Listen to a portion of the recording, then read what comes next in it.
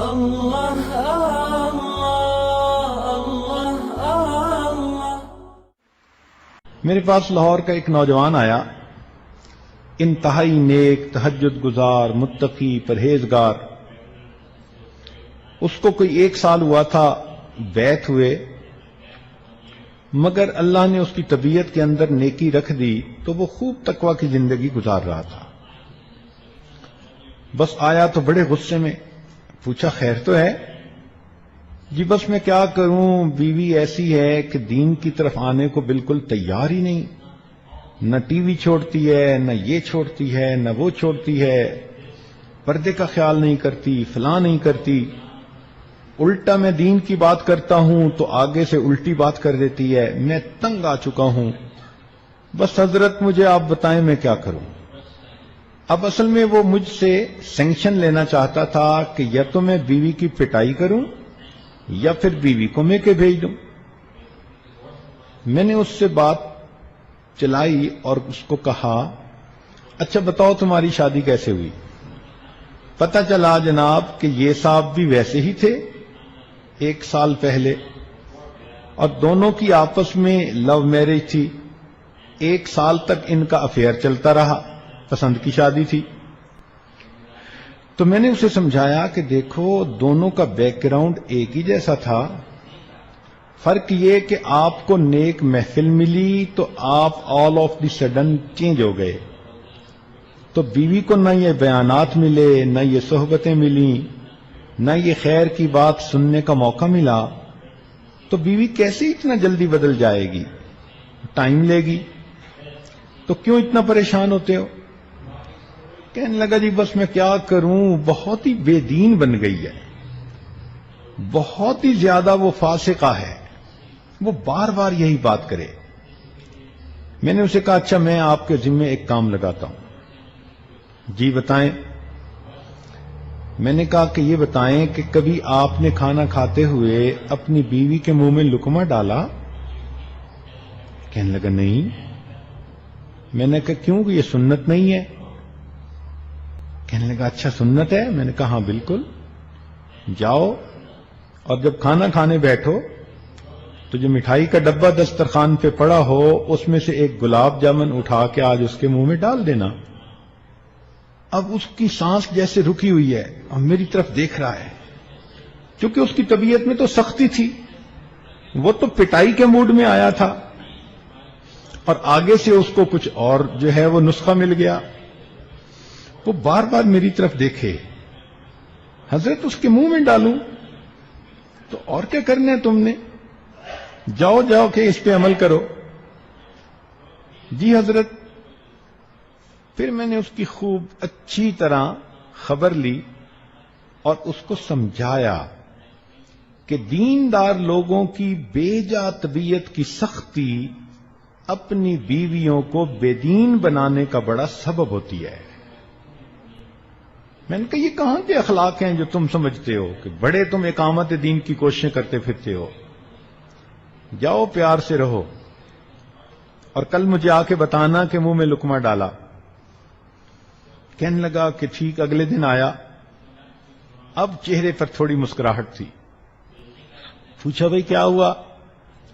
کہنے لگا حضرت دسترخوان لگا، پہلے تو میں کھانا ہی الگ کھا لیتا تھا، میں پاس بیٹھا کھانا کھانے لگا، کھانے کے دوران میں نے وہ گلاب جامن اٹھایا اور بیوی کے منہ کی طرف جو کیا تو بیوی حیران۔ میں نے اسے کہا کہ میں آپ کے منہ میں گلاب جامن رکھنا چاہ رہا ہوں۔ کہنے لگے خیر، اس نے لے لیا، لیکن یکدم اس کی کنڈیشن بدل گئی۔ وہ مجھے کہنے لگی اینی تم نے یہ کہاں سے سیکھا؟ میں نے کہا کہ مجھے آج پتہ چلا کہ یہ سنت ہے۔ وہ کہنے لگی اچھا سنت اتنی اچھی ہوتی ہے؟ چنانچہ اس نے پھر مجھ سے دین کی باتیں خود پوچھنی شروع کر دیں، اور دسترخوان سے اٹھ کر اس بچی نے خود اس نماز کو پڑھا جو وقت کی تھی۔ اب خاوند کی اتنی سی محبت دینے پر وہ بچی دین کے قریب آ گئی، اور چند مہینوں کے اندر وہ باقاعدہ شرعی پردہ کرنے والی تہجد گزار بچی بن گئی۔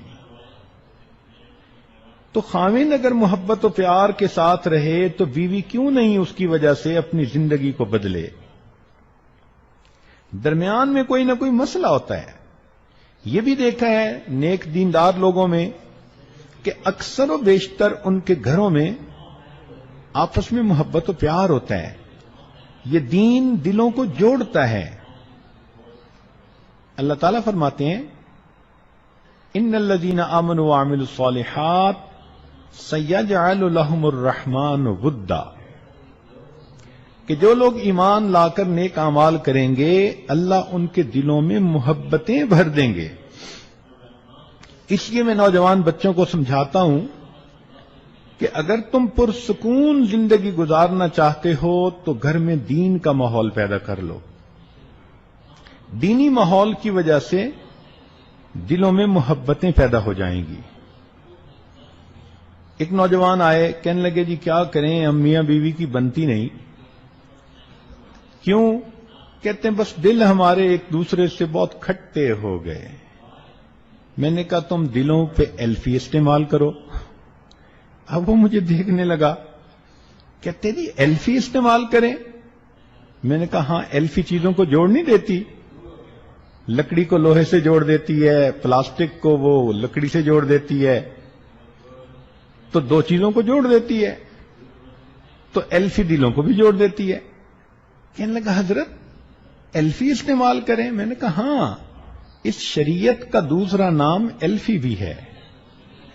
تم جاؤ گھر میں دین والی زندگی گزارنا شروع کرو، اللہ تعالیٰ میاں بیوی کے دلوں کو اس طرح جوڑیں گے جیسے ایلفی دو چیزوں کو ایک دوسرے سے جوڑ دیتی ہے.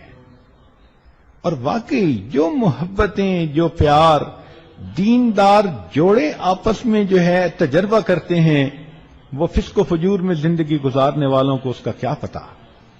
لیکن کبھی کبھی ایسا ہوتا ہے کہ بعض دیندار نوجوانوں میں طبیعت کی سختی آ جاتی ہے. یہ خشک ملا، توبہ توبہ، ایسا عجیب حال ہوتا ہے کہ بس ہر وقت روب چلا رہے ہوتے ہیں. ان کو لہجہ بدل کے بات کرنے کی عادت ہو جاتی ہے. یہ نارمل موڈ میں بات ہی نہیں کرتے اور بات بات پہ آیت پڑھتے ہیں الرجال قوامون علی النساء. بھائی اللہ رب العزت نے مرد کو گھر میں بڑا بنایا، مقام دیا، مگر اس کا یہ مطلب تو نہیں کہ بس تم اب ڈنڈا ہی چلانا سیکھو. تم اپنی پوزیشن کا خیال رکھو اور یہ دیکھو کہ نبی علیہ السلام نے کیا فرمایا. نبی علیہ السلام نے ارشاد فرمایا خیرکم خیرکم لأہلہ، تم میں سے سب سے بہتر وہ ہے جو تم میں سے اہل خانہ کے لیے بہتر ہے.